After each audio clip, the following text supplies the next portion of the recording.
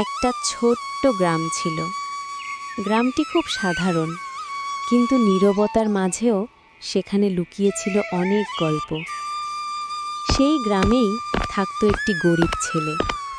তার কাছে টাকা ছিল না, বড় স্বপ্নও ছিল না, কিন্তু তার বুকের ভেতর ছিল এক অদ্ভুত রকমের দয়া আর নীরব সহনশীলতা। প্রতিদিন সে গ্রামের এদিক ওদিক ঘুরে বেড়াত।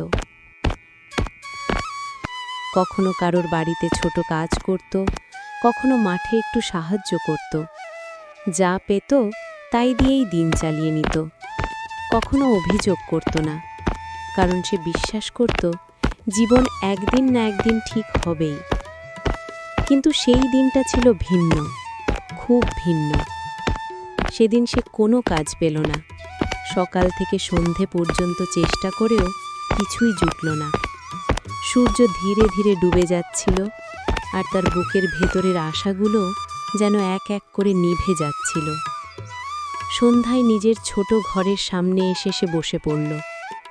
ঘরের ভেতরে তাকিয়ে বুঝে গেল আজ তার কাছে একটুও খাবার নেই।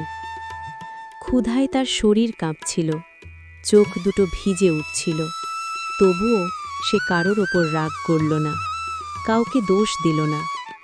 সে শুধু চুপচাপ আকাশের দিকে তাকিয়ে রইল। মনে মনে বলল, হে ভগবান, আজ না হলেও হয়তো আগামীকাল ভালো কিছু হবে। ঠিক তখনই ধীরে ধীরে একজন বৃদ্ধ মানুষ তার সামনে এসে দাঁড়ালেন।